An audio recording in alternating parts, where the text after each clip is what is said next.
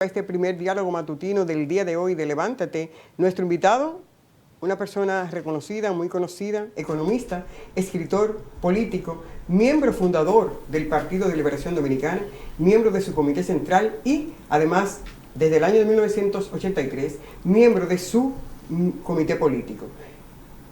Ha ocupado diferentes posiciones destacadas, sobre todo aquella que recordamos, esa gestión en la Secretaría, cuando se llamaba Secretaría de Turismo en la República Dominicana, y también ocupó la dirección de la refinería de petróleo en la República Dominicana. Para nosotros es un placer recibir en esta mañana de Levántate New York a Félix Jiménez, pero que cariñosamente y mejor conocido políticamente, Felucho Jiménez. Buenos días, espacio. Buenos días. Buenos días. A Nulca y a todos. Fuerte este. Bueno, yo no sé cómo va a ser fuerte. Me calentaron la pista antes de entrar. Felucho, hemos visto en los últimos días que usted dice un hombre de esa trayectoria, incluso que fue director de campaña del profesor Juan Bosch en diferentes periodos, en sus aspiraciones presidenciales. ¿Cómo es posible que un hombre de ese talento anuncie que se aleja de la política? Bueno, yo comencé la actividad política siendo un muchacho, muy joven, y ya tenía más de 50 años en la actividad política. Yo pienso que fue suficiente, ¿verdad? Aparte de eso, uno le puede aportar mucho a su pueblo y a su país, no necesariamente en funciones públicas y en la actividad política.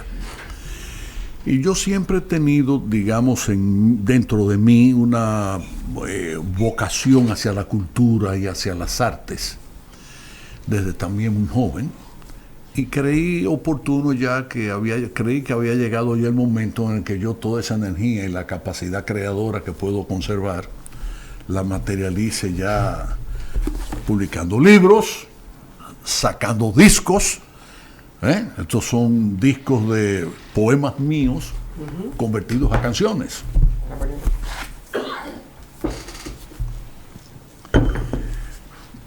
Aparte de eso, yo tengo un hijo, Juan Ariel Jiménez, que ya tenía edad como para entrar en el debate público y había que darle espacio. Yo soy hijo de campesino y aprendí desde muy muchacho que la mata de plátano, cuando da el racimo, hay que cortar la mata madre para que los hijos puedan echar los suyos. Así es que yo, como mata de plátano viejo, se chapeó, entendí que yo tenía que autochapearme, exacto, ya, autocortarme. Pero usted entonces está diciendo que usted no se ha convertido en retranca para que las nuevas generaciones se impongan y comiencen a... Al revés, todo lo contrario. Yo soy un promotor de las nuevas generaciones. En ese sentido, Felucho, mira, y más la República Dominicana. Primero que nada, déjeme decirle, fíjate, en sentido general y universal, los grandes inventores han creado sus grandes inventos a muy temprana edad. Tú no te imaginas la edad que tenían Edison y todo, y un montón de inventores que yo te pudiese citar, que hicieron sus grandes inventos a los 20 y tantos años, a los 30, antes de los 40 años. Pero usted, Felucho, tiene mucho que aportar todavía. Juan Bosch no se retiró, Balaguer no se retiró, y usted es un seguidor del profesor No Juan creamos Bosch. Tampoco que todo lo de esos dos grandes hombres fue positivo. No, jamás, tampoco. Yo creo que fue un privilegio para la República Dominicana y para el pueblo dominicano haber contado simultáneamente con dos líderes de esa categoría. Y pudiésemos incorporar también al doctor Peña Gómez, aunque era un liderazgo diferente.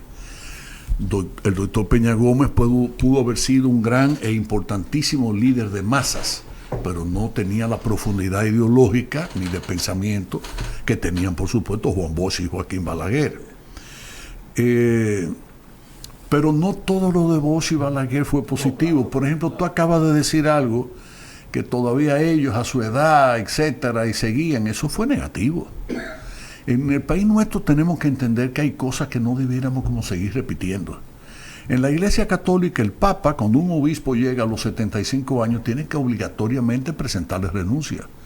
Será la voluntad del Papa el conservarlo como obispo o no, dependiendo de lo que el Papa entienda, y por eso tiene sus embajadas, que son las nunciaturas, y están los episcopados en los diferentes países, y de alguna manera u otra le llegará al Papa siempre la idea de si uno de sus obispos está o no en capacidad de poder seguir pastoreando su obispado, ¿verdad? El cardenal, sin embargo, sigue siendo cardenal. No importa que llegue a 90 años, sigue siendo cardenal. Eso sí que no le puede quitar esa categoría el Papa, ¿verdad? Entonces Bosch y Balaguer debieron haberse retirado de antes. Fíjate tú, Balaguer nace en el año 1906 y todavía en el 2000 fue candidato a la presidencia, ya tenía 94 años.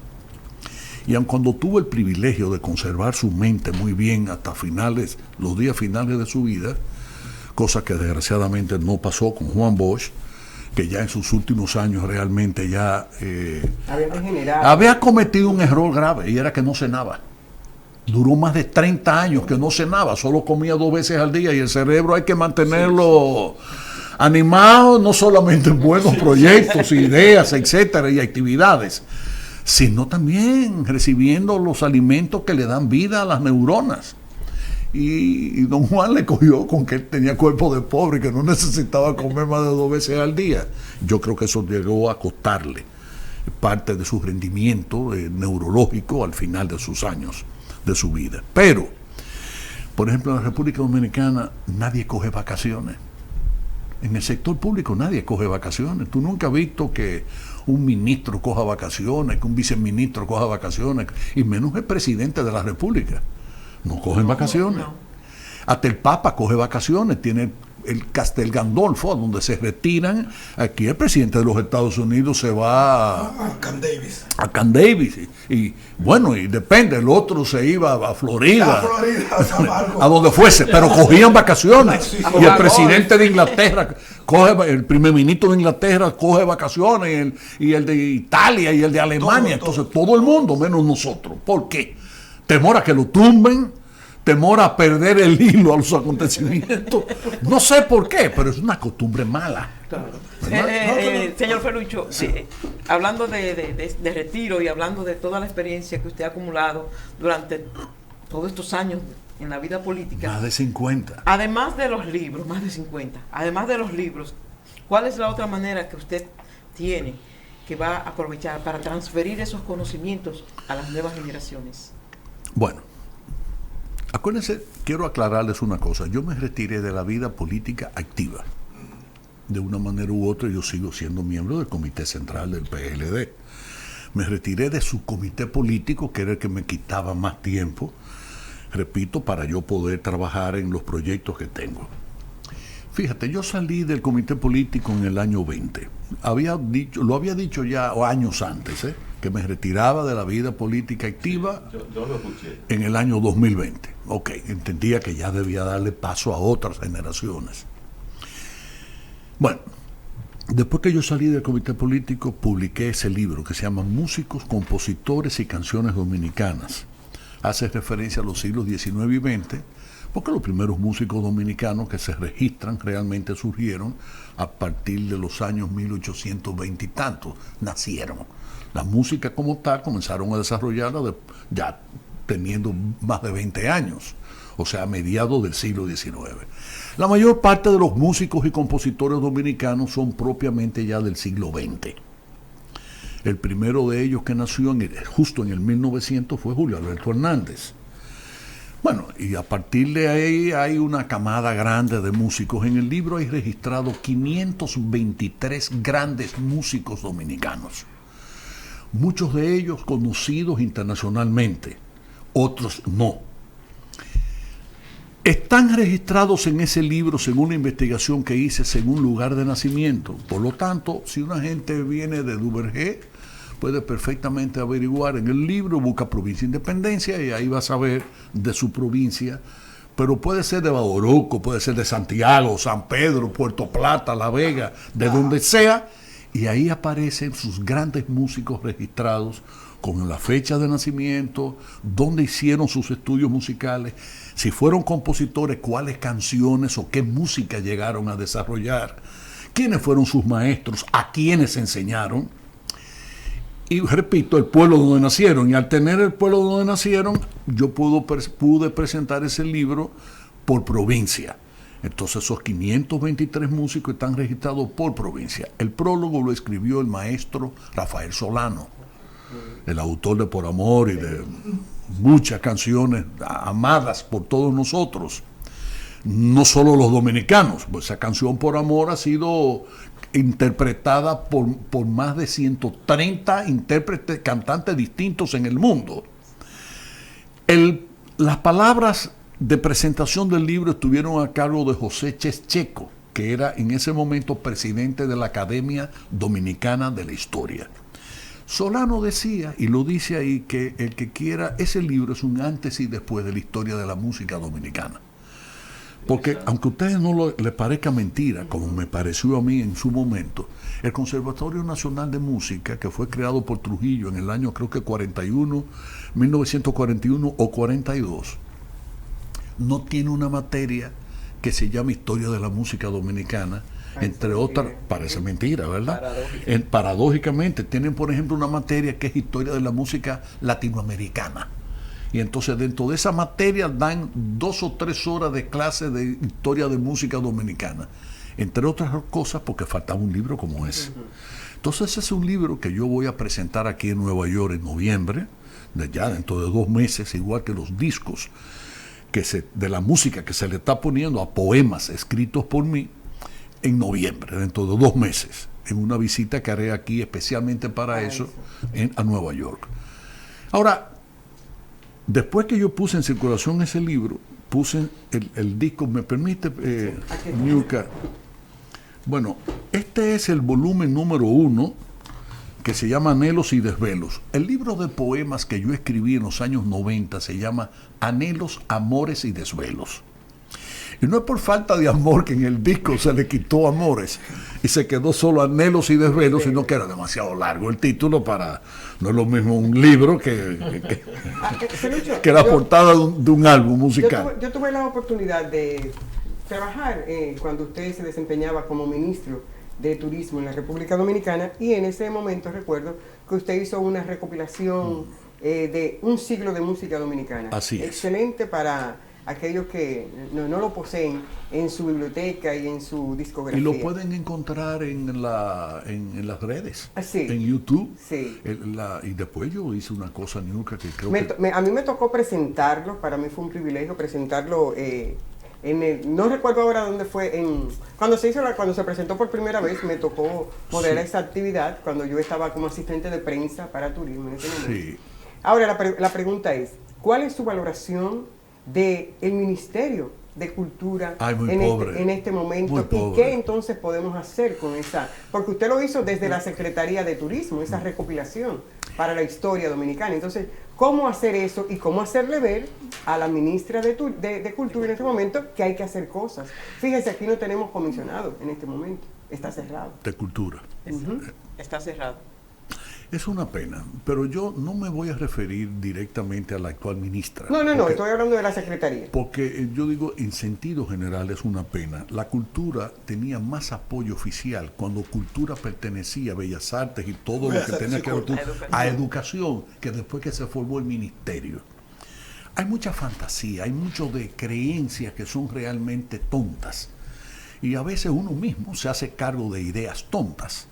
Se crea el Ministerio de Cultura. Se suponía que a partir de ahí el jalón, el apoyo que se le iba a dar a la cultura dominicana iba a ser muy superior a ser parte de una secretaría que se llamaba Secretaría de Estado de Educación, Bellas Artes y Cultos. Bueno, pues Bellas Artes, cuando pertenecía a Educación, tenía vehículos, tenía academias de música, academias de pintura, se celebraban un montón de obras de teatros, compañías de teatro, de poesía coreada, en fin. Y resulta que cuando le crean el ministerio especializado ya para eso, entonces comienzan a abandonar el apoyo oficial. Por eso yo digo, no es un asunto personal que le compete a Milagros ahora como ministra. Hemos tenido varios ministros de Cultura y francamente habría que hacer una gran excepción de José Rafael La Antigua, por dos motivos. Primero, por la gran labor que realizó, y en segundo lugar, por otro hecho. También pasó varios años de ministro de Cultura, porque esta es la otra. Entonces te ponen te mencioné Eduardo Selman, pero nomás dura 1 año y 4 meses, 1 año y 3 meses.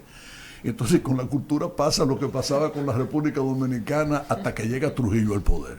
¿Por qué la República Dominicana no progresaba? ¿Por qué no se desarrollaba?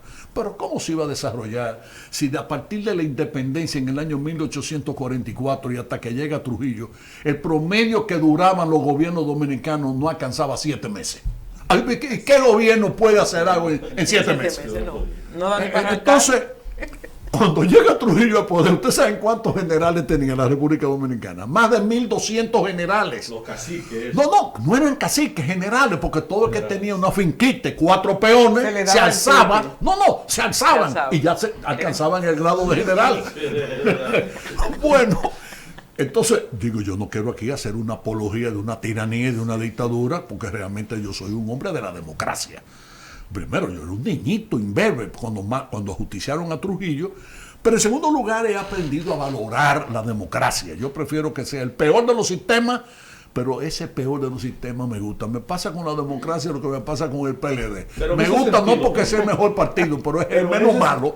Y como es el menos malo, entonces por eso me gusta. En ese sentido, para que Oscar entre, yo sé que me estoy tomando 2 cosas, Felucho. Usted fue diputado. Recuerdo muy bien. Usted fue aspirante a alcalde del Distrito Nacional, lo recuerdo muy bien. Pero, ¿por qué Felucho, con tantas condiciones políticas, profesional, un hombre que siempre es dinámico, permanente, se le ve, se le nota, no optó, salvo una ocasión que recuerdo muy bien, de candidatearse a la presidencia de la República a sabiendas de que hombres como usted hacían falta para las grandes transformaciones que amerita la República Dominicana? ¿Qué pasó ahí? ¿Lo bloquearon? No, para nada. Yo agradezco mucho tu valoración, la que haces de mí. Te lo agradezco de corazón. No, mira, ¿por qué la apariencia? Uno no puede llevarse de las apariencias. Tú dices, una vez tú aspiraste a ser candidato a la presidencia, tú te refieres al año 1998 para la candidatura presidencial del PLD hacia el año 2000, para las elecciones del 2000. Sin embargo, yo fui precandidato sin ser realmente precandidato. ¿Qué significaba eso? Yo había acompañado a Juan Bosch en 6 recorridos por el país. Yo le dirigí a Juan Bosch las campañas electorales de los años 82, 86 y 90. En el año 78, cuando Bosch va por primera vez a las elecciones y el PLD sacó 18,000 y pico de votos, que era un 1%. Sí. Cuando yo paso a dirigirle las campañas electorales a Juan Bosch, 4 años después, en el 82, ya el partido lo llevamos al 10%. 182,000. Cuando ya le dirijo la del año 86, ya sacamos casi 400,000 votos y el partido pasa de un 10% a un 17 o 18% aproximadamente. Cuando le dirigí la campaña del año 90, el PLD saca cerca de un 36%, pasa a ser ya el partido más votado en la historia dominicana. Más de 500,000. ¿Y qué pasó? En el año 94, cuando yo fui candidato a síndico por el Distrito Nacional, que por cierto, el partido me escoge a mí candidato a síndico faltando apenas 4 meses para las elecciones municipales y, bueno, en aquel momento se celebraban los 3 golpes. Las elecciones presidenciales, al Congreso y a los municipios. Aún así, yo saqué el doble de los votos que sacó el PLD en el Distrito Nacional, que en aquel momento era el Gran Santo Domingo. La provincia de Santo Domingo se creó mucho después. Y le voy a decir a usted algo más. Todavía Leonel, siendo candidato a la presidencia en la segunda vuelta en el año 96, no cogió los votos en el Distrito Nacional que yo había cogido como candidato a síndico. De hecho, el propio Leonel en un par de ocasiones en el comité político dijo, ¿tú sabías, Felucho, que cuando yo paso por los barrios de la capital me vocean Felucho? Mira tú. Sí. Y tú dices, bueno, ¿y entonces cómo tú dejaste eso? Porque fue tu pregunta, ¿verdad? Mi madre murió de cáncer en la nasofaringe teniendo 51 años. Mi hermano Yossi, el único hermano varón que tuve, murió faltándole 2 días para cumplir 40 años, oigan bien, del mismo cáncer en la nasofaringe. Cuando yo soy candidato a síndico en el año 94, en el clímax de mi carrera política, yo entonces voy a Santiago a hacerme un chequeo con el otorrino. Y ahí 4 médicos, no uno, 4 médicos me diagnosticaron el mismo cáncer que se había llevado a mi madre y se había llevado a mi hermano. Felizmente el doctor Sergio Sarita, patólogo y del PLD y un hermano mío, Sarita Valdés, me iba a acompañar aquí a Nueva York al tratamiento, yo me lloré porque me dijeron, imagínense, mi madre se muere a los 5 años de iniciar el cáncer, mi hermano Yossi antes de los 3 años. ¿Cómo no me iba yo a llorar? Yo dije, yo me paqué ya, estoy listo ya, ¿verdad? Sí, así. Pero Sarita, que me iba a acompañar a Nueva York, me dijo, pero antes de yo ir a Nueva York contigo, yo quiero hacerte una biopsia. Y me hizo una biopsia, me hizo 2, y las 2 le dio negativo. Cuando llegué aquí a New York Hospital, el doctor Kugel, que fue quien me operó, descubrió que efectivamente yo no tenía cáncer, felizmente, era adenoides. Óiganme bien, un diagnóstico médico equivocado, errado, lo puede dar cualquiera, incluido un médico de Estados Unidos. Eso no es nada raro. Que me lo dieran 4, ya la cosa comienza a pintarse de otro color, ¿verdad? Y efectivamente, era adenoides. Me operaron en el año 94. Yo vine solo. No quise que ni una hermana mía, ni ningún primo, ni prima. Es más, de los compañeros del PLD de aquí de Nueva York, solo Edita, que estaba en ese momento casado. ¿Se recuerdan el cacique, que fue luchador, un hombre extraordinariamente valioso? Solo Edita y una hermana de Edita, que era enfermera, se enteraron y me llevaron al hotelito donde yo estaba hospedado. Las primeras sopas que yo pude consumir después de la operación, porque un hombre viejo, cuando lo operan nosotros decimos corrientemente o vulgarmente de la garganta, lo entuban. Entonces yo me pasé 4 o 5 días que lo que podía comer eran cosas frías, helados y cosas así. Pero la primera sopa, ya que comenzó a darme como vida, me la hicieron ellas 2 que son hermanas, Magali y Edita. Ahora, ¿qué pasó? Como vine solo, yo tuve horas suficientes para pensar sobre mi futuro político y mi futuro personal. Y decidí en el año 94, en diciembre del 94, que yo continuaría en la actividad política, pero ya sin afanes presidenciales.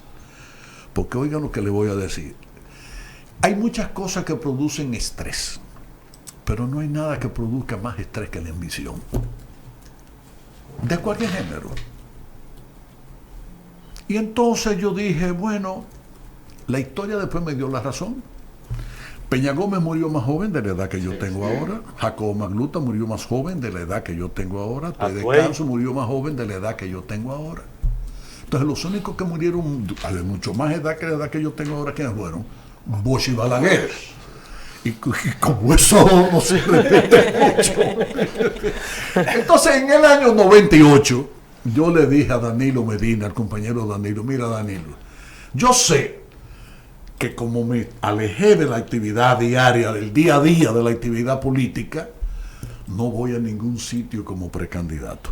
Pero yo quiero que tú me apoyes para yo ser precandidato. Porque como de todos ustedes yo he sido el único que conoció a fondo a Juan Bosch y lo que Juan Bosch quería hacer si llegaba a la presidencia, provincia por provincia y región por región. Usted tiene un libro que yo, claro, los discursos de la precampaña. Y entonces le dije, yo tengo que ser precandidato para decir los discursos que Juan Bosch hubiese dicho sitio por sitio. Así lo hice, lo recogí en un libro, en unos folletitos, y después se hizo un libro de selección de discursos de la precampaña. Pero ya yo sabía desde antes de ser precandidato que me retiraría, que no terminaría de ser precandidato. En consecuencia, yo no renuncié a la lucha por la presidencia por haber perdido en el 98, que era una causa perdida de antemano y que yo la sabía y estaba consciente de ello. No, yo había decidido eso en el año 94. Quiero terminar contándoles una anécdota. José Tomás Pérez, dirigente del partido, cuando iba a aspirar a secretario general me visitó. ¿Tú vas a aspirar, Felucho, a ser secretario general del PLD? Si yo había ya decidido no aspirar a la presidencia, ¿cómo me iba yo a meter en el afán de ser secretario general del partido? Que fue lo único que no fui, porque después ocupé prácticamente todas las posiciones dirigenciales en el PLD. Y le dije, no, José Tomás, no, yo estoy muy lejos de eso. Bueno, entonces yo me voy a lanzar. Se lanzó y ganó en aquel momento la Secretaría General. Y un día me dice, ¿tú no aspiras entonces a la presidencia, Felucho? No. Y entonces me dice, pero Felucho, pero el político que no aspira a presidencia se frustra. Y le digo, coño, pues todos los políticos se van a frustrar, porque pueden aspirar todos los políticos, pero ¿quiénes son los llamados a llegar a la presidencia de la República? Muy poco. Muy poco, no, mi vida. Pero mira tú, de la generación mía, ¿quiénes llegaron? Leonel y Danilo. Y después llegó Hipólito, y llegó ahora Luis. Y se acaba la historia. En consecuencia, sería el país de los políticos frustrados. Y le dije, no, José Tomás, no, hay muchas maneras de uno servirle al país. Yo ahora soy secretario de turismo. Aquí es que yo tengo que demostrar si yo soy espuma o soy chocolate. Haciendo la gestión que me correspondía hacer como secretario de turismo. Luego en la refinería. Se le aporta mucho al país hasta siendo un trabajador en el sector privado. No, cuando usted es serio, cuando usted se dedica a lo que usted se dedica y lo hace con seriedad y trata de hacer las cosas bien hechas, usted está haciendo un aporte inconmensurable no solo a su vida y a su familia, sino también a la nación. Señor Felucho, Oscar Pérez, un placer. El enemigo del PLD, dime, Oscar. El presidente de la República... Estoy relajando contigo. No, yo no soy el presidente de la República... No se pone guapo, él sabe que... El presidente de la República... Ni yo me puse guapo cuando hizo su comentario hace un rato. El presidente de la República, en la visita que hizo aquí con motivo de la Cumbre de las Américas, acusó al PLD en forma de que por primera vez República Dominicana se enfrentaba a la problemática de petróleo sin ningún tipo de aliado petrolero.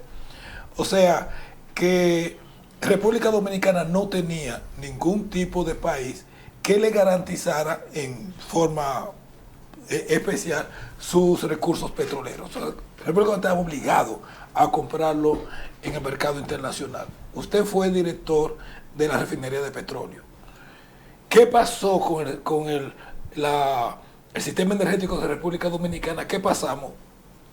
De algo que era Petrocaribe, algo por el estilo, donde tenemos un acuerdo con Venezuela, a la situación que tenemos hoy día, donde el presidente se queja de que no tenemos ningún tipo de socio petrolero que nos puede en cierta forma garantizar nuestro suministro petrolero. Un presidente de la República puede ser presidente de la República, puede ser un hombre capaz como lo es él, inteligente, bien formado, pero no significa necesariamente que esté debidamente informado. No. A los presidentes muchas veces se les dice cosas que no se corresponden con la verdad. Y algunos de ellos incluso llegan hasta amar y desear que todos sus funcionarios le digan las cosas bonitas que sus oídos quieren escuchar. No, mira, la República Dominicana nunca tuvo un privilegio en materia de socios petroleros. Nunca. El primer acuerdo petrolero que celebró la República Dominicana fue el llamado Acuerdo de San José. Los precios del petróleo, porque es bueno entender esto, se había mantenido normal, pero por décadas, salvo periodos muy circunstanciales, la Segunda Guerra Mundial, pero era $1 el barril. Igual que la onza de oro tenía un valor fijo durante décadas, durante muchos años. Por eso la moneda, el dólar norteamericano o el peso dominicano, acuérdense que se llamaba peso oro. ¿Porque qué? Ese billete, aun cuando el respaldo en oro. Y el dólar se libera, se independiza de la reserva de oro ya 2 veces, cuando fue devaluado en el gobierno de Nixon, de Richard Nixon, y a partir de ahí se abandonó en el mundo el llamado patrón oro, que en la conferencia de Bretton Woods, después de la Segunda Guerra Mundial, se había establecido como una manera de poder comparar el valor relativo de las monedas de los diferentes países. Correcto. Bueno, el petróleo fue igual. El petróleo comienza a subir. Normalmente cuando el PRD llegaba al poder, se disparaban los precios del petróleo. Por eso yo he llegado a decirle que son fucuses. Sí, porque al margen de que sean hombres buenos, porque Antonio Guzmán fue un hombre bueno. Yo no puedo decir que era malo Jorge Blanco, que tampoco lo alabo mucho, porque de los 4 presidentes que han pasado por ahí, o los 5, es el que menos me llamó la atención a mí en su gobierno. Para mí fue una pena, fue un bluff, porque siempre se esperaba mucho más de Jorge Blanco de lo que finalmente fue como presidente de la República. Aprecio todavía y quiero muchísimo a Hipólito Mejía, y en lo personal quiero mucho a Luis Abinader, pues somos amigos. Pero el problema no tiene que ver con las bondades de los amigos, ni el cariño que uno le tenga, ni la capacidad y lo bueno que ellos sean. Son focuses. Llegan al poder Juan Bosch, lo derrocan a los 7 meses. ¿Qué pasó con Juan Bosch? Que Fidel Castro había subido al poder en Cuba en el año 59. Y lo tumban porque todo lo que olía a Fidel y a revolucionario, no revolucionario en el sentido comunista, sino a cambio, a transformaciones importantes, a comunista, derrocado. Y así tumbaron a Juan Bosch y a muchísimos presidentes en América Latina sin ser comunistas. Juan Bosch no fue comunista nunca. Nunca. Y si no lo fue nunca, mucho menos cuando ejerció la presidencia de la República en el año de 1963. A eso habían, sí, claro, y a muchos otros. Yo no quiero seguir dando datos, porque quiero ir al grano en el siguiente sentido. Bosch entonces víctima de ¿qué? De la Revolución Cubana. ¿Y de la crisis de los misiles? No, de la Revolución Cubana. Era la Guerra Fría. Cuba, Estados Unidos había decidido no otra Cuba. Bueno, le partían el cocote político al que tuviesen que cortárselo si le olía algo parecido. Pero en realidad el golpe de Estado de Juan Bosch no contó con el respaldo de todo el poder norteamericano, porque también ese es un error. Aquí cree la gente que el gobierno norteamericano es uno e indivisible. Eso no es verdad. Aquel Pentágono es un poder, la CIA es un poder, el Congreso es otro poder, el Ejecutivo es otro poder y el Departamento de Estado, que lo que expresa es la voluntad del presidente de la República, de la presidencia del presidente de los Estados Unidos. Juan Bosch lo derroca la oligarquía dominicana, fundamentalmente, por razones que pudiésemos dedicarle no uno, varios programas para que analicemos. Acuérdense que yo escribí un libro que se llama ¿Cómo fue el gobierno de Juan Bosch? Que por cierto, el dominicano que vive aquí o el latinoamericano que quiera saber algo de eso, puede ir a cualquier universidad, porque en todas las bibliotecas de las universidades de Nueva York y de otros estados, y en la biblioteca de Nueva York, en esa, lo tienen, el libro. Bueno, en definitiva, llega Antonio Guzmán. ¿Cómo termina el pobre don Antonio? Suicidado. O sea, ya el primer presidente del PRD lo tumban. Llega don Antonio, lo suicidan. Cuando el gobierno de don Antonio llegó la primera gran peste porcina, la fiebre porcina, y tuvieron que sacrificar todos los cerdos, que era la alcancía del pobre. ¿Lo recuerdan eso, verdad que sí? Perfectamente. Sí, y comienzan los precios del petróleo a subir. Llega Jorge Blanco y se cae preso. Cae preso, Los precios del petróleo se disparan, la economía dominicana se va al carajo. Tuvo que firmar el gobierno dominicano un acuerdo con el Fondo Monetario Internacional, y en una Semana Santa dispararon los precios de todo, absolutamente de todo, porque el dólar norteamericano, que costaba aproximadamente $1, $1.30, $1.40, llegó a costar más de 3. Y naturalmente los precios entonces se dispararon. Y ahí vino en aquella famosa Semana Santa las pobladas. Recuerdan que hubo más de 100 muertos en la represión. Mal contado. Sí, bueno, mal contado, efectivamente. Llega Hipólito. Lo primero es que desgraciadamente tumban las 2 torres de aquí en Manhattan, aquí en Nueva York, la Torre Gemela, el World Trade Center 1 y 2. El turismo se desploma, la aviación cierra y comienza el país a tener dificultades y termina con la quiebra del Baninter y de otros bancos, la crisis financiera. Y llega ahora Luis Abinader, otro hombre bueno, la fiebre porcina de nuevo, la pandemia y la guerra ahora de Rusia y Ucrania. En resultado, andamos de mala suerte. Sí. Entonces, pueden ser todo lo bueno que sean, y yo creo que lo han sido y han querido hacer cosas, pero no han tenido la buena suerte de contar con circunstancias internacionales. En definitiva, cuando salimos del acuerdo de San José, que se firma ya en los años 80, viene Petrocaribe. Y hay que agradecerle realmente a Petrocaribe, ¿qué cosa? El financiamiento, las facilidades de financiamiento, que dio, porque en aquel momento la refinería dominicana de petróleo y República Dominicana, aproximadamente el 60% del petróleo que llegaba al país llegaba desde Venezuela. ¿En qué sentido le habían expresado, le habían dado una información equivocada al presidente Abinader? En el sentido de que nunca tuvimos precios privilegiados por eso.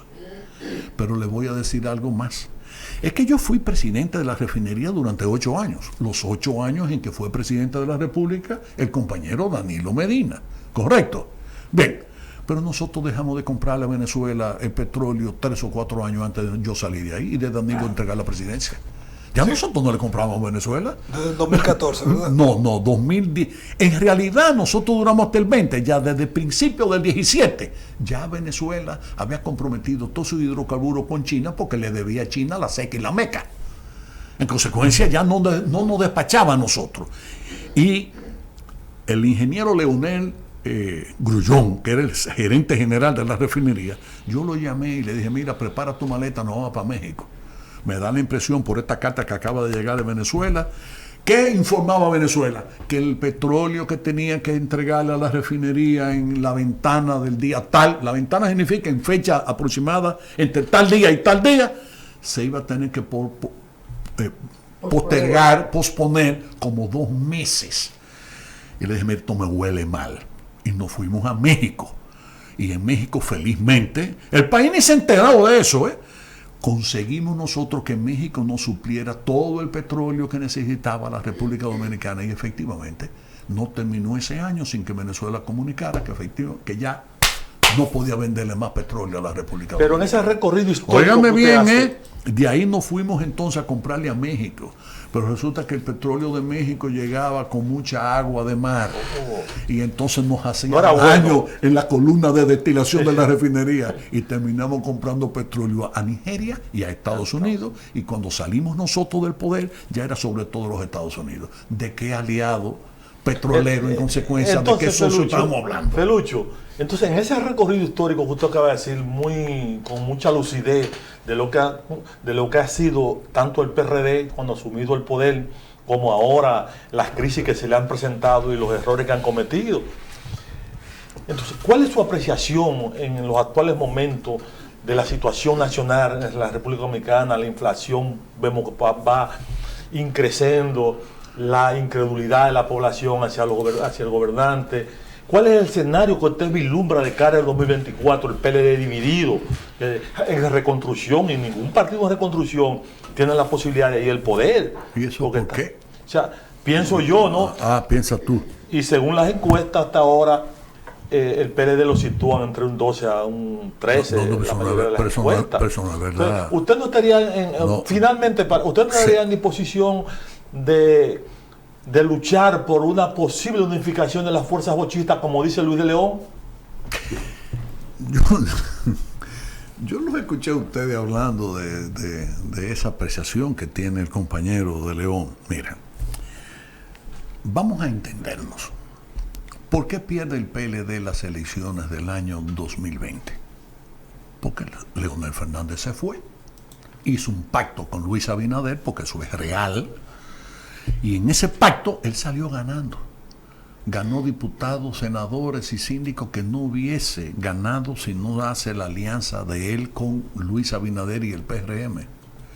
Y salió ganando en lo que se buscaba finalmente. ¿Qué era lo que buscaban? Recibir el dinero de la Junta Central Electoral, los recursos que le dan a los partidos políticos, a los partidos mayoritarios, que son los que efectivamente reciben la mayoría de los recursos, porque no solo van a repartir a partes iguales, a partiditos que lo que cogen son 3.000 votos, a un partido que coge 2 millones de votos, ¿verdad? Económico, entonces. Ahí habían razones de todo tipo, Yo no digo que sean solo económicas. Pero entonces... Sí. Pero el hecho real es que, según los precedentes, el precedente que se había establecido en la Junta, no le correspondía ser partido mayoritario. Sí, él no llegó al 5%. No llegó. Y en consecuencia, porque era el 5% del promedio de los 3 procesos electorales, no solamente del presidencial. Ok, bien. Pero perdón, ahí mismo, Felipe. Sí. Entonces, realmente la salida de Leonel Fernández del partido es lo que provoca justamente la pérdida, no parte de las acciones y de las gestiones, el accionar del PLD durante los años de gobierno. Pero para nada, pero para nada. El PLD unido, si se hubiese mantenido unido, si Leonel, pero vamos a partir de un criterio. Leonel fue a una pre-campaña en el PLD, pierde de Gonzalo Castillo, como perdieron otros compañeros que también aspiraban a la nominación presidencial. Alega Leonel entonces que le hicieron fraude. Y resulta que cuando ya nadie podía hacerle fraude, que era en las elecciones presidenciales, saca menos de la mitad de los votos que había cogido como precandidato dentro del PLD. ¿Qué pasó? Hay gato entre macuto. Una de dos, o sea, no nos perdamos. No nos vamos ahora a ahogar en lo bajito, ¿verdad? Si usted coge, vamos a suponer, 600,000 votos como precandidato dentro del PLD, y después usted como candidato de la Fuerza del Pueblo coge menos de 300,000, ¿quién fue que le hizo el fraude? No había ningún fraude.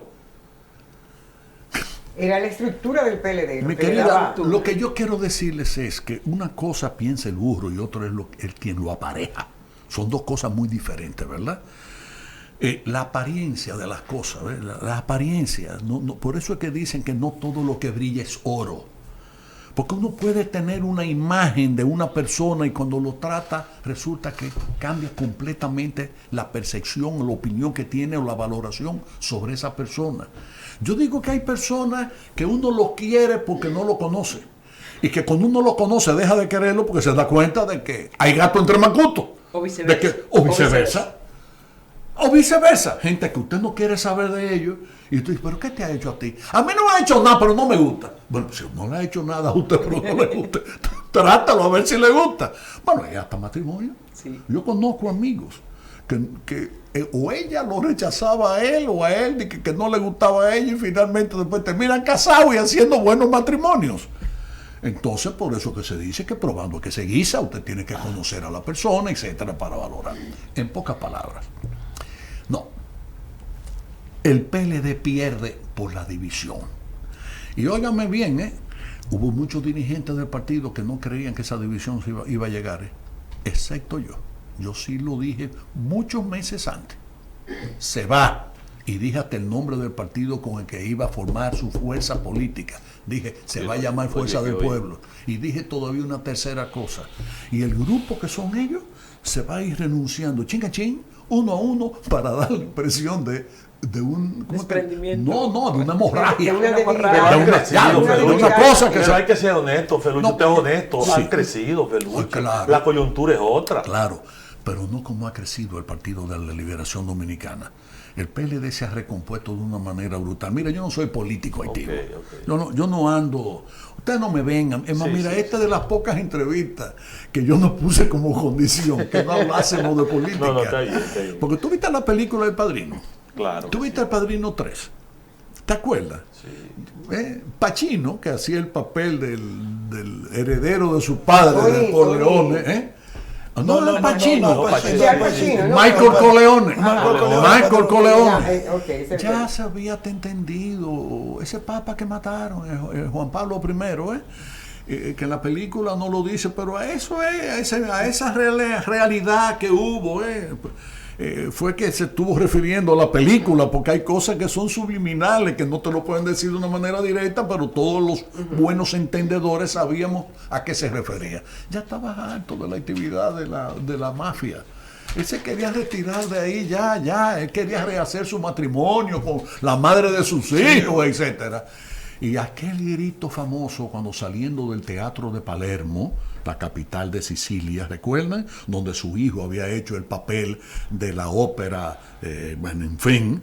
Cuando matan a la hija, en lugar de matarlo, era aquel grito, que solo ese grito le merecía el Oscar a ese hombre. No le dieron el Oscar a Pacino, ni la mejor película al Padrino 3, porque ya se la habían dado al Padrino 1 y al Padrino 2. Y entonces hubiese sido inconcebible que hasta en esa saga, hasta la tercera película, pero lo merecía el Oscar. Realmente lo merecía, y en la opinión y valoración del público fue el gran ganador del Oscar, de ese tercer Oscar. ese grito no era sino el grito de me vuelven a meter en esto. Yo quería salir y me vuelven a meter. Así me pasa a mí ahora en la política. Me vuelven a meter, yo loco por salir de eso. Y hablar de libros, de música, de poesía, de literatura, de arte. No, porque usted viene en noviembre, Felucho. Hay una situación, Felucho, Y en esa cuanto a la limitación política, abierta. y es la crisis interna de la No, pero de yo la quiero democracia terminar de interna. decir, quiero terminar de Ok. decir algo. Mira, son cosas diferentes. Si tú me preguntas ahora a nivel de partido, no, el PLD se disputa con el PRM la supremacía. Y por muy abajo, la fuerza del pueblo. Sin embargo, tengo que admitir, por eso tú decías, vamos a hablar en serio, y yo me precio de ser serio. Yo no puedo decir lo mismo a nivel de candidaturas personales. Porque si tú me preguntas ahora, y la simpatía por presidencia ahora, ¿cómo anda? Es diferente. Sí. Entonces yo te diría, sí, ¿cómo no? Está Luis Abinader, muy probablemente en el primer lugar. Le siga Leonel Fernández, no sé con cuántos puntos abajo. Pero ¿cuál es el candidato del PLD? El PLD no tiene candidato todavía. No. Entonces, ¿de qué se trata? Se trata, para hacer una equiparación con la pelota, ¿verdad? De que hay equipos que al final de la contienda, de la campaña, de las grandes ligas, se refuerzan, se fortalecen de forma tal que son capaces de vencer a los que habían sido punteros. A veces se producen divisiones también. De todo, se produce de todo. Y lesiones, pues hay peloteros que se lesionan y pitchers que ya no pueden lanzar más, etcétera.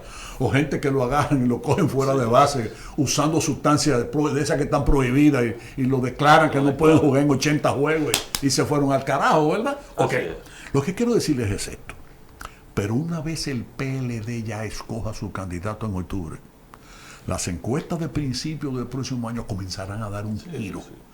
Porque no es lo mismo los votos que se repartan entre 6 del PLD en cuando aquellos dos partidos tienen cada uno y el PLD con 6, a cuando ya del PLD elijan su candidato, entonces el panorama electoral comenzará a ser diferente. Felucho, disculpa, hablaba de la democracia interna de los partidos, que ahora mismo está muy, por ejemplo, en el PLD, aquí no va a haber, en Nueva York no va a haber convención. La convención que va a haber ahora no va a haber aquí en Nueva York. Y las bases de los partidos, de todos, están con el grito al cielo porque no les dan la oportunidad de expresarse en las convenciones internas de los partidos. Sí, eso es verdad, y tienen toda la razón en hacerlo y en quejarse. Aquí en Nueva York con el PLD pasa lo que pasa también en otros sitios de Estados Unidos. El partido salió debilitado, no por razones de esas que la gente piensa, no, porque aquí entonces, es que yo voy a tener que meterme para lo hondo para decirle lo siguiente. ¿Cuál es el problema de los partidos dominicanos aquí en Nueva York?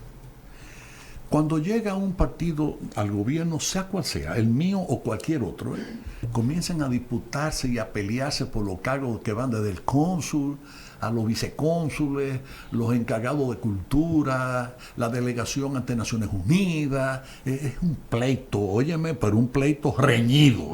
Todo el mundo se siente con derecho a ser el cónsul, todo el mundo se siente con derecho a participar del pastel del gobierno, ¿verdad? Ok. Y eso va debilitando las fuerzas políticas. Los va debilitando. Aquí en Nueva York el PLD sufrió, y en Estados Unidos, un debilitamiento de su estructura que tuvo mucho que ver con ese tipo de cosas, porque ese es el tipo de cosas que genera el grupismo también. Entonces se forman diferentes grupos y cuando tú vienes a ver no se juntan. Y más fácil se juntan con contrarios políticos que con sus propios compañeros de partido por disputas personales. Y en el PLD, desgraciadamente, de un tiempo acá, comenzamos a formar los grupos de apoyo, los grupos externos, y una cosa curiosa, tú decías, pero ¿cómo grupo externo? Pero ese no es el compañero fulano de tal. Siempre el compañero fulano de tal, que era un teniente en la estructura del partido en San Francisco de Macorís, quería pasar a ser coronel y formaba un grupo. El grupo de apoyo de los titices con fulano. Por poner un nombre, ¿verdad? Los arroceros con fulano. Los pidecheles con... Entonces ya ese pasaba como antes de Trujillo, era un general. Ya ese tenía 4 seguidores y ya había que sacarle lo suyo. Entonces, así la política comenzó a descomponerse, no en el PLD, en todos los partidos comenzó a descomponerse. Naturalmente, mientras estábamos en el poder, los partidos que están en el poder pueden darse ese lujo. Cuando salen del poder ya comienza la cosa a cambiar de color. Yo creo que es una pena que la estructura del partido de aquí de Estados Unidos no participe de este proceso convencional. De todas maneras, la democracia en el PLD sí existe, es el partido más democrático. Fíjate tú, en la Fuerza del Pueblo hay un solo candidato. Va a perder ahora y va a volver de nuevo en el 28. Porque yo aprecio mucho al ex compañero Leonel Fernández y lo valoro.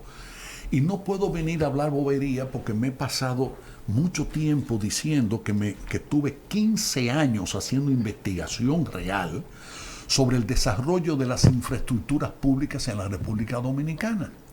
Porque los dominicanos ya debemos de ver por fin quién fue que hizo cada carretera, cada hospital, cada escuela, cada planta de tratamiento, para no cometer errores.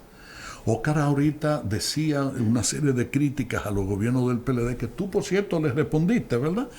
Y yo ahorita yo no quiero que este programa termine sin yo responderle. No, es que ahí viene la pregunta. A Oscar, ¿verdad? Ahí viene la pregunta. Sí, pero lo que le quiero decir es esto. Yo no puedo venir ahora a desdecirme. La República Dominicana ha tenido 4 grandes constructores de obras públicas en su vida. Mira, cuando Colón llega en el segundo viaje, funda la Isabela. La investigación mía comienza justo con la fundación de la Isabela. ¿Qué era la Isabela? Porque hay gente que no sabe qué era la Isabela. ¿De qué era que estaban hechas esas casas? ¿Cuántas casas había? ¿Qué era la Isabela? Lo que yo sí puedo decirle a ustedes es que hubo un español que fue acusado de robo en esa villita chiquitita que era la Isabela y salió huyendo por un trío que lo llevó a las orillas del río Sama, donde había una cacica que es poco conocido en la historia dominicana, y se enamoran la cacica y el español. Y ese fue el origen de la ciudad de Santo Domingo, cuando el hambre embroma a los españoles y las enfermedades, porque Colón fundó, teniendo una isla tan rica en potencial agrícola, funda la primera ciudad en la Isabela donde no se daban, óyeme, ni la guasábara. Y naturalmente, entre las enfermedades y los mosquitos y todas esas cosas y la poca agricultura, pero salen huyendo de ahí y se van ¿a dónde? A donde se había huido el español, que ya estaba viviendo con su India, los primeros indo-españoles que nacieron fueron ahí en Santo Domingo. Ok, entonces, ¿qué pasa? Yo hice un rastreo de todo eso. Fueron 15 años de investigación. Y yo puedo decirle a ustedes ya las conclusiones. Esos libros van a comenzar a salir publicados el año que viene.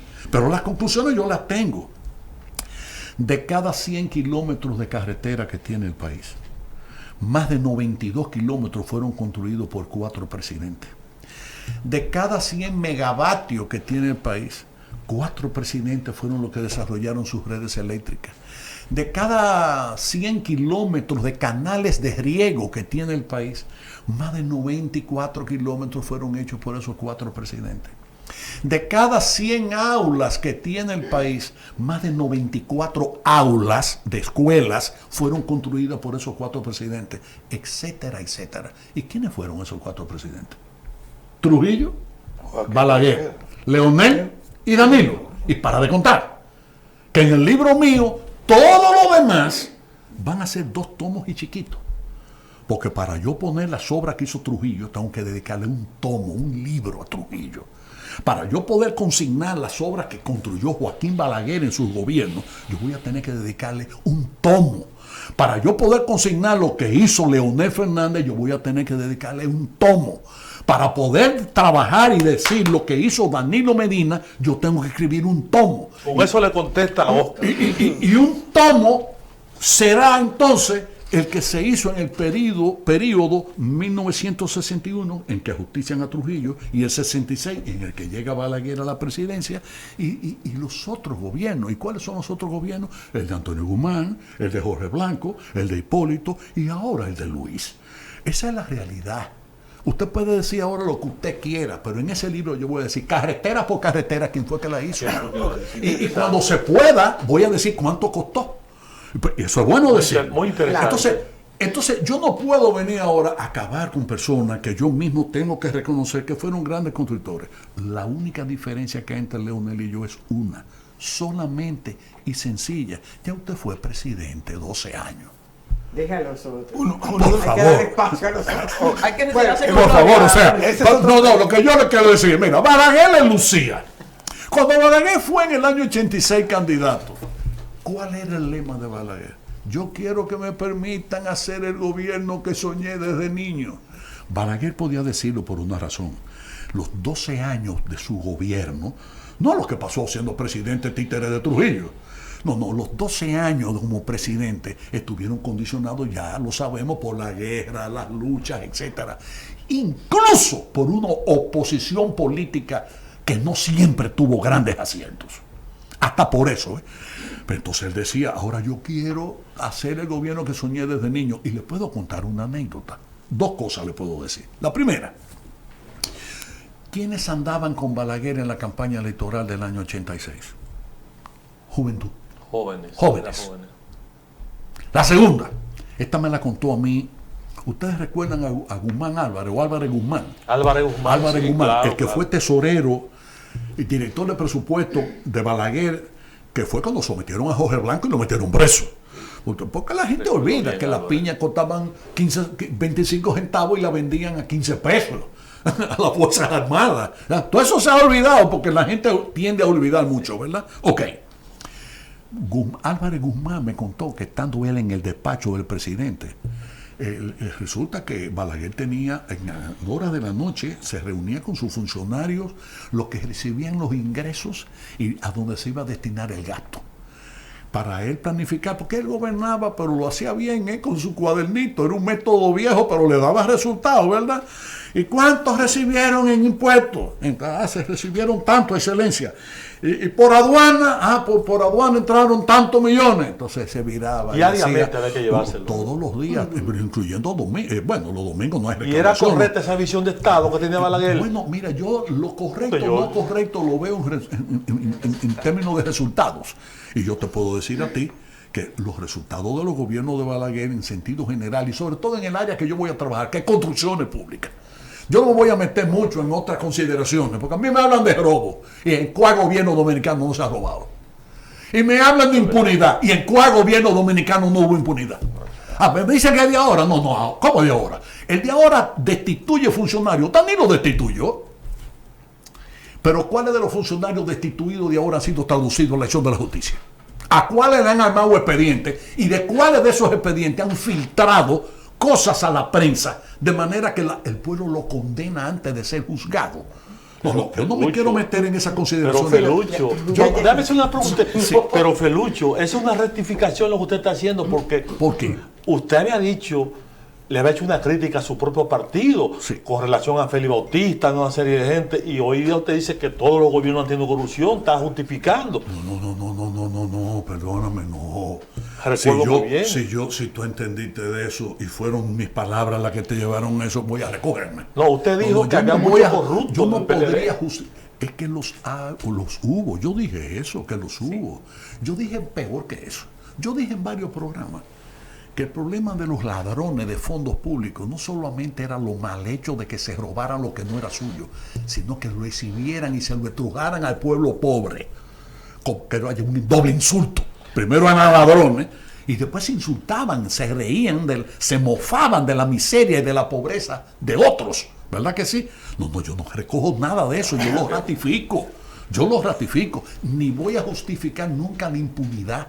No, yo no justifico eso, ¿eh?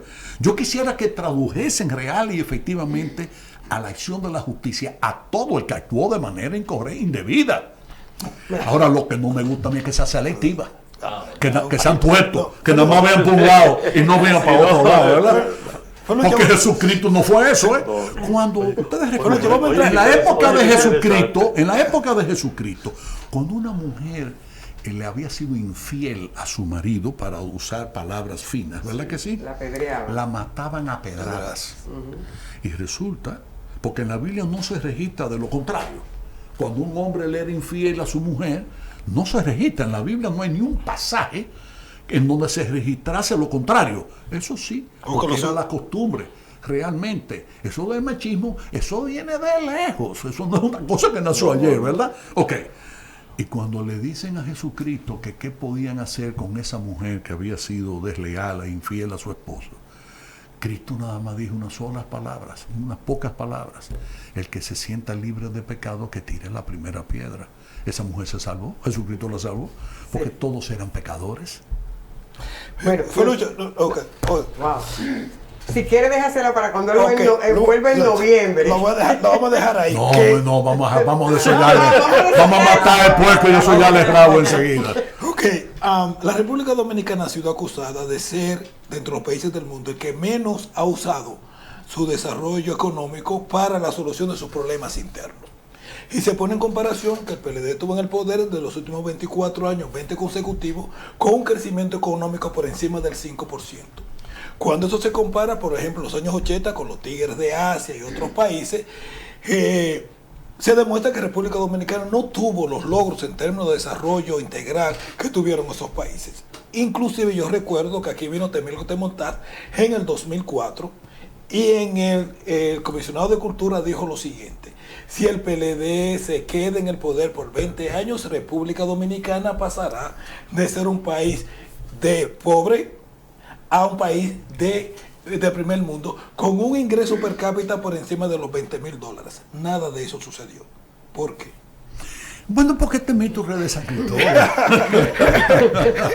Sí, lo que yo me refiero es lo siguiente. Yo me río, mira, tuve mi hijo Juan Ariel, en el año 11, me dice, cuando se escogió a Danilo Medina ya como candidato a la presidencia, me dice, yo tengo 4 hijos, hay 2 que me dicen papá, que son los 2 primeros, y los 2 más pequeños me dicen papi.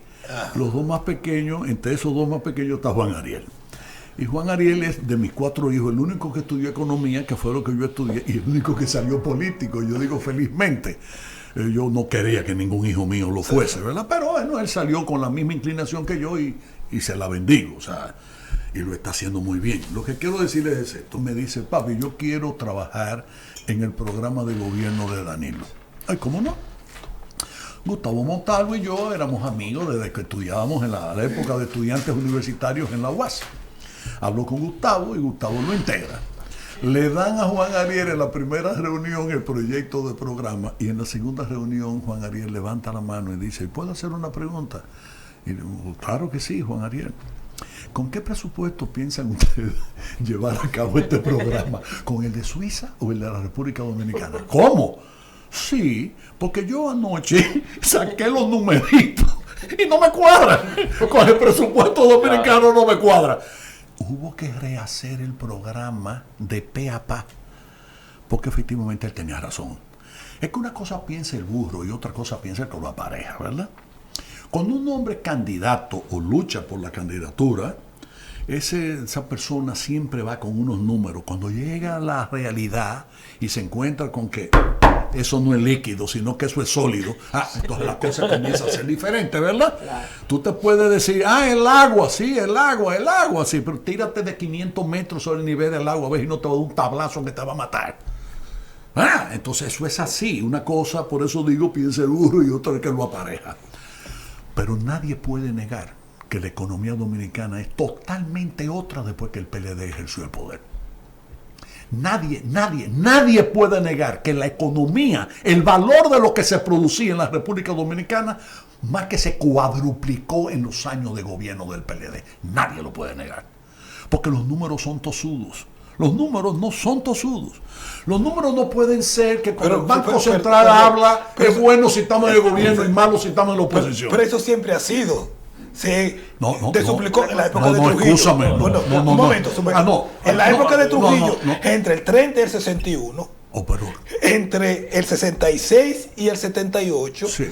Y entre el 24, entre el 96 y el 20, sí. Fueron 4 periodos en los que usted dice se construyó la mayoría de las cosas. Pero lo que se ha mantenido constante son los niveles de pobreza, por ejemplo. No, es que eso no es verdad. ¿De dónde tú sacas eso, Oscar?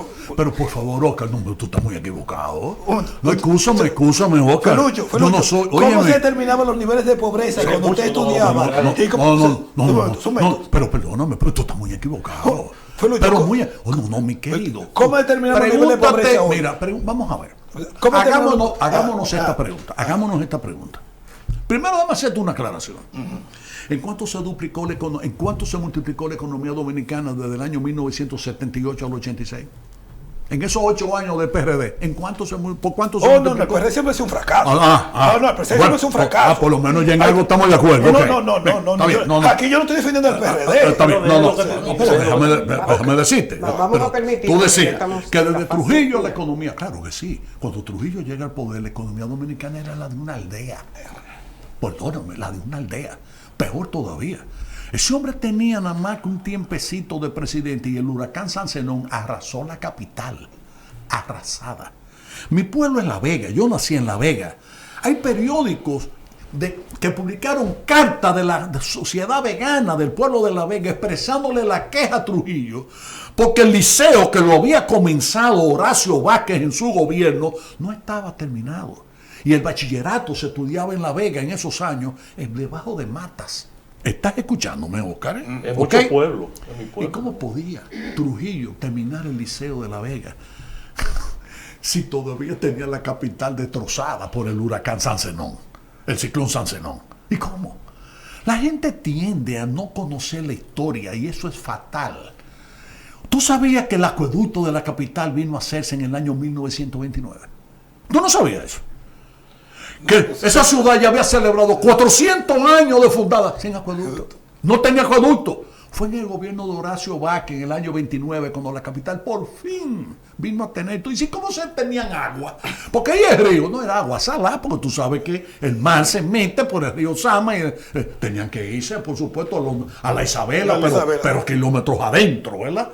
O a los Sama, kilómetros adentro para encontrar agua dulce. Eran de aljibe. Agua de lluvia que caía, la recogían, la metían en unos aljibes, ¿verdad?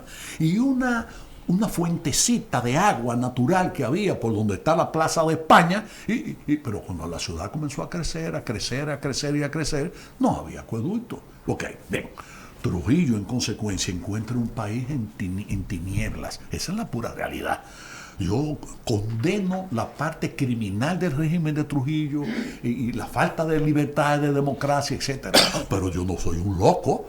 Tengo que admitir que Trujillo crea la moneda dominicana, el Banco Central, el Banco de Reserva, el Banco Agrícola y la economía se transforma. El país, cuando él llega, el arroz era secano. El arroz se producía en tierras secas y él comenzó a construir. No fue el primer gobierno que construyó canales de riego. Ya eso había comenzado primero, sector privado en el sur, sobre todo, habían construido ya canales para sus propios cañaverales y haciendas en el siglo XIX. Pero cuando real y efectivamente se desarrolla la política de riego, es con Trujillo. Ahí viene el canal del río Camus, del río Yuna, etcétera. Del Yaque, no me voy a meter a detallar cosas. No, porque eso tenemos que dejarlo para la siguiente. Exactamente. Pero retomando las cosas ahora, no, mi vida. Tú ves Danilo Medina, nada más te voy a dar un solo dato. Cuando matan a Trujillo, cuando justiciaron a Trujillo, el país tenía 96 megavatios solamente instalados en el país. ¿Tú sabes ese dato? 96. ¿Tú sabes cuántos megavatios tiene Punta Catalina? Esa planta que se cansaron de criticarla. 762.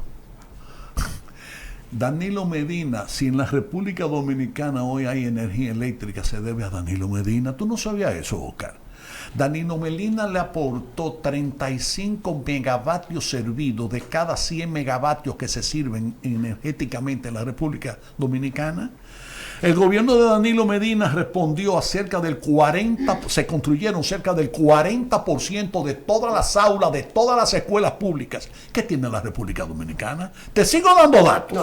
Ya vamos. O sea, vamos a que hubo corrupción, sí, que es condenable, sí, que debiera estar preso todo el que robó, sí, de ese gobierno y de todos los gobiernos. Claro que sí. Nosotros queremos agradecer maravilloso esta mañana, Felucho, siempre se aprende, pero dejar la invitación abierta para cuando venga a poner en circulación en el mes de noviembre. Y yo quiero que ustedes me acompañen en sí, eso. claro, anhelos y desvelos. En tanto llega la presentación, ¿podemos adquirirlo en dónde? ¿Puede la gente irlo adquiriendo Tú me haces una pregunta que yo no tengo respuesta. ¿Todavía no?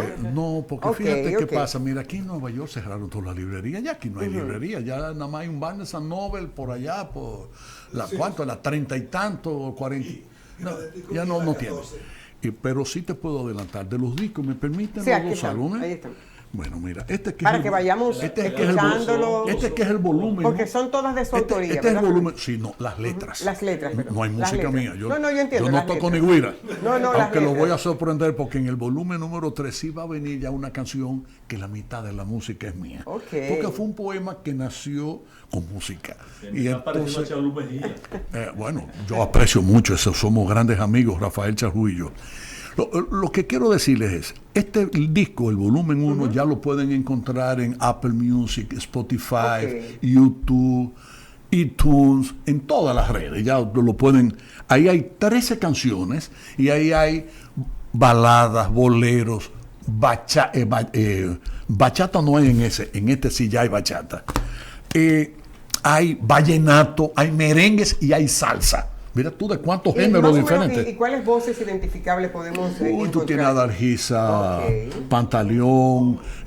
A mí me han grabado ya Sergio Vargas, Adalgisa Pantaleón, Rando Camata, Fran Seara, Ileana Reynoso, Feli de Olio y muchos otros. O sea, que yo pudiese decir. Hoy no fuimos prácticamente en política, aunque la invitación formal para Felucho. Y ya en noviembre Pero hablemos ya en de noviembre música y de solamente literatura. Vamos a hablar de eso, hablemos solamente de anhelos y desvelos de Felucho Jiménez, señores. Ustedes saben, escritor, economista, su profesión básica, pero también un emprendedor de la cultura de la República Dominicana, y que es importante que tengamos estos materiales en nuestras bibliotecas. Llegamos al final del espacio del día de hoy, no sin antes agradecer formalmente su participación y todo este tiempo que nos ha dispensado aquí en Yo a Levántate New ustedes, York. muy agradecido. Ha sido un privilegio. Muchas preguntas en el tintero. A pesar de todas nuestras diferencias, yo quiero agradecerle a nombre de toda la República Dominicana por ser parte del rescate de nuestra memoria histórica. Muchas gracias. Yo considero que el trabajo que usted ha hecho, especialmente en el área del rescate de nuestra música y de nuestros procesos políticos, es imprescindible para el futuro desarrollo y el entendimiento de nuestra historia. Gracias. Gracias y gracias. Una hermosa mañana. Yo no tengo Gracias. que decir mucho, lo único que tengo que decirle a usted, Felucho, es que siempre he seguido sus exposiciones y trabajé una época cuando Cambio 94 y nada, para mí usted ha sido de los hombres que más lucidez tiene en el discurso y que más llega. Muchas gracias. ¿Providencia? No, es importante decir que yo siempre he dicho que Mira los qué nombre políticos- tiene Providencia. Providencia. Providencia. No es casual. Y el Deberían haberle apellido, puesto perdón, Divina y Providencia. el apellido Rossi por demás.